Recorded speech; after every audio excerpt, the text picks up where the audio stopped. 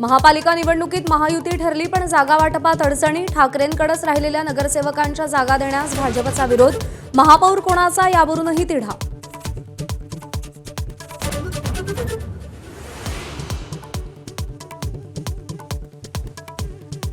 मुंबईमध्ये मतदार याद्यांमधील जवळपास 90,000 दुबार नावं वगळली। दुबार नावं लक्षात येताच घरी जाऊन खात्री करून नाव हटवलं। 2.25 लाखांपैकी 2,19,000 नावं तपासून 90,000 नावं वगळली।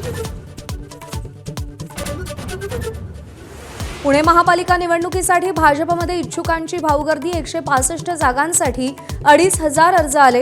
पुण्यासह नांदेडमध्येही आजपासून भाजप उमेदवारांच्या मुलाखती।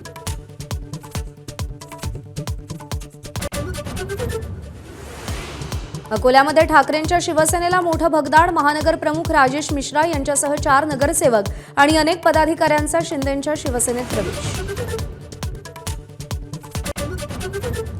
विधिमंडळाच्या हिवाळी अधिवेशनात आज अंतिम आठवडा प्रस्तावाला सुरुवात। कायदा सुव्यवस्था, शेतकरी आत्महत्या, रखडलेल्या धान्य खरेदीसह पुरवणी मागण्यांवरून विरोधक सरकारला घेरण्याच्या तयारीत।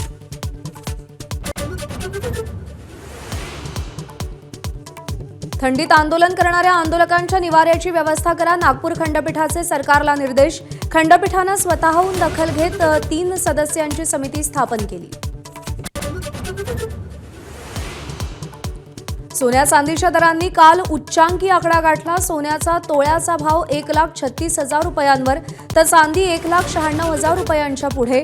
डॉलरच्या तुलनेत रुपया पडू लागल्यानं सोनं चांदी महागलं।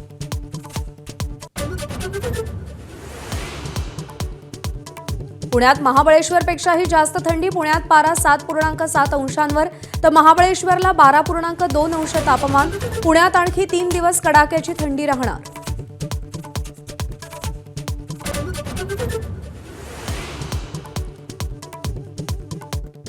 मुंबईतील 45,000 खारफुटीची झाडं तोडण्यास हायकोर्टाची मंजुरी। वर्सोवा ते भाईंदर दरम्यानच्या कोस्टल रोडसाठी खारफुटीची झाडं तोडली जाणार। तोडलेल्या झाडांच्या बदल्यात तिप्पट झाडं महापालिका लावणार असा पालिकेचा दावा।